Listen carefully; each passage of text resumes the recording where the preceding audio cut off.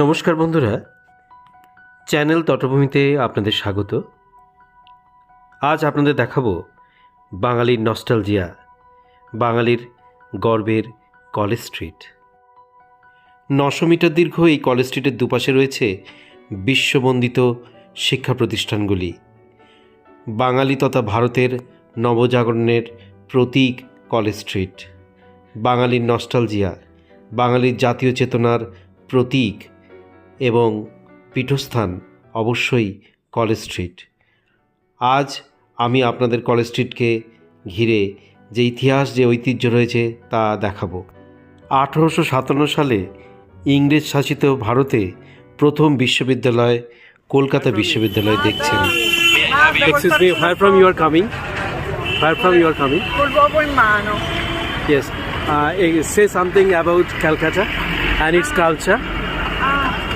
How do they know about Calcutta and its culture? Please let them say. Please let them say. From Calcutta. Okay.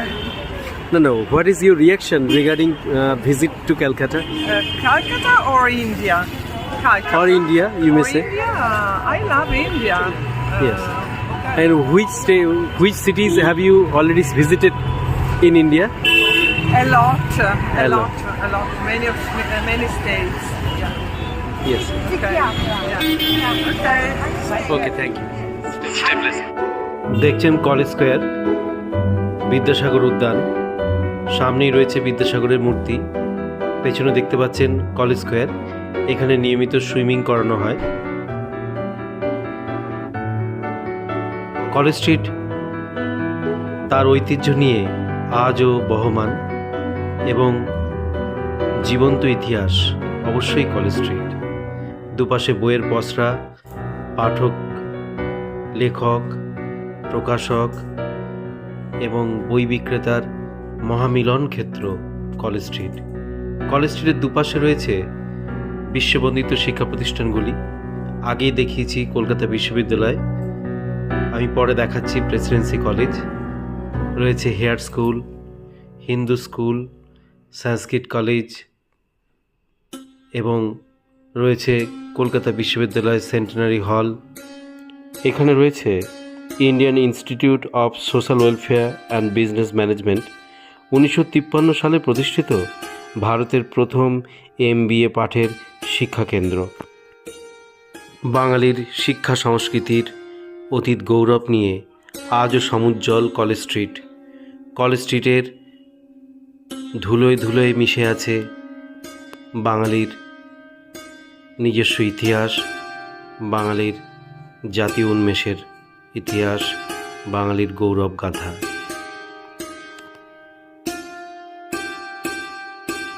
1817 খ্রিস্টাব্দে নির্মিত Hindu school.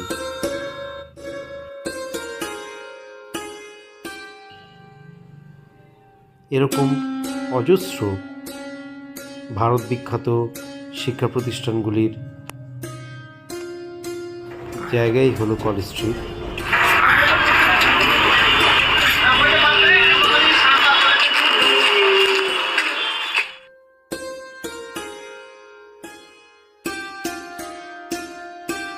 দেখছেন presidency college, বাঙালির আর এক nostalgia, ইতিহাস এবং ঐতিহ্যের heritage. Publishing, Dasgupta and company, Chatterjee publishing, Dev Sahitya Kutir, দ্বীপ প্রকাশন, রূপা পাবলিকেশন।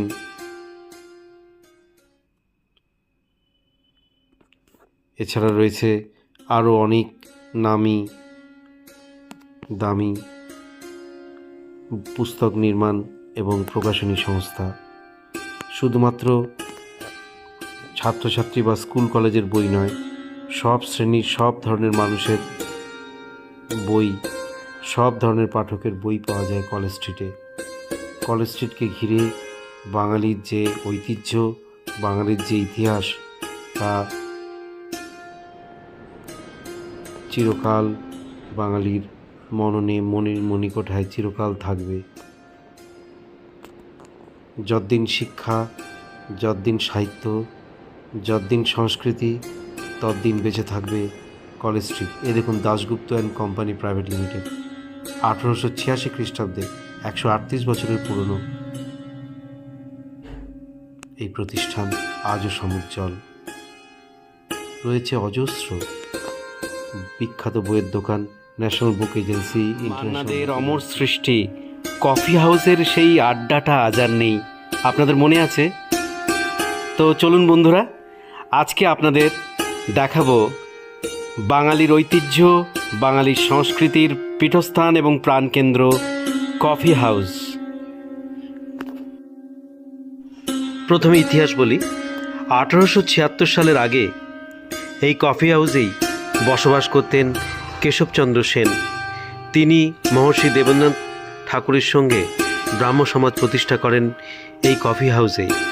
পরবর্তীকালে এই হাউস ডেডিকেট করা হয় prince Albert Victor of Wales, যার নামে এই কফি হাউস হয় অ্যালবার্ট হাউস বা অ্যালবার্ট হল। 1876 সালে সুরেন্দ্রনাথ ব্যানার্জির সভাপতিত্বে ইন্ডিয়ান অ্যাসোসিয়েশন বা ভারত সভা প্রতিষ্ঠিত হয় এখানে নিয়মিত আসতেন রবীন্দ্রনাথ ঠাকুর, থাকতেন কেশবচন্দ্র সেন, নেতাজি সুভাষচন্দ্র বসু, বিধানচন্দ্র রায়, প্রফুল্ল সেন।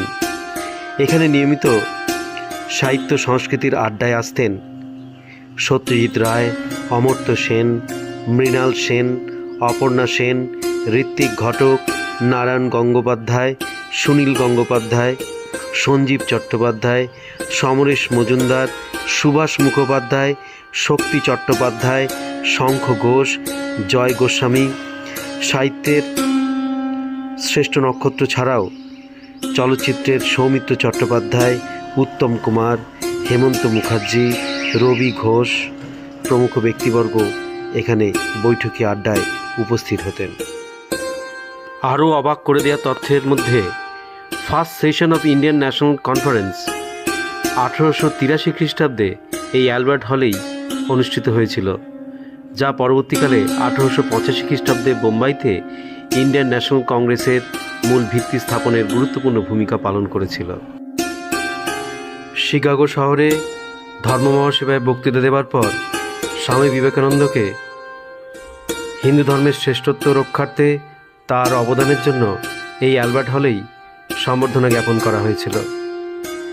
এই অ্যালবার্ট হলে বা কফি হাউসে নিয়মিত আসতেন ঋষি অরবিন্দ। ইন্ডিয়ান থিওজফিক্যাল সোসাইটির প্রতিষ্ঠাতা ক্যাপ্টেন অলকট, মাদাম ব্লাভাৎস্কি, তারাও এখানে নিয়মিত আড্ডা দিতেন, আসতেন, গল্প করতেন। ইন্ডিয়ান কফি হাউস ভারতীয় মেধা চর্চার, সংস্কৃতি চর্চার, শিক্ষা এবং বিদ্যালাভের এক অন্যতম পীঠস্থান ছিল। প্রফুল্লচন্দ্র রায়, জগদীশচন্দ্র বসু, সত্যেন্দ্রনাথ বসু এখানে নিয়মিত আসতেন। নেতাজি সুভাষচন্দ্র বসু এখানে বহুবার মিটিং করেছেন। এই কফি হাউস তাই বাঙালির ঐতিহ্য, বাঙালির পরম্পরা, বাঙালির সংস্কৃতির পীঠস্থান। ভারতের কমিউনিস্ট আন্দোলনে এই কফি হাউসের ভূমিকা অপরিসীম। জ্যোতি বসু এবং কমিউনিস্ট আন্দোলনের প্রখ্যাত ব্যক্তিবর্গরা এই কফি হাউসের সঙ্গে নিবিড় সম্পর্ক রাখতেন। এখানে নিয়মিত আলোচনা সভা হতো, মতের বিনিময় হতো এবং বহু উত্থান পতনের সাক্ষী এই কফি হাউস।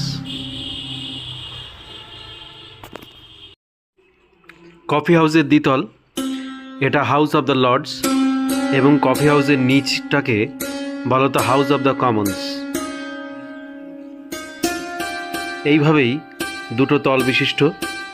এখানে কাজী নজরুল ইসলাম বহুবার এসেছেন পৃথিবী বিখ্যাত বহু জ্ঞানীগুণী ব্যক্তিবর্গ, মানুষজন এখানে নিয়মিত সাহিত্য আসরে বাংলাদেশের প্রখ্যাত সাহিত্যিকরা আসতেন, এখনও আসেন।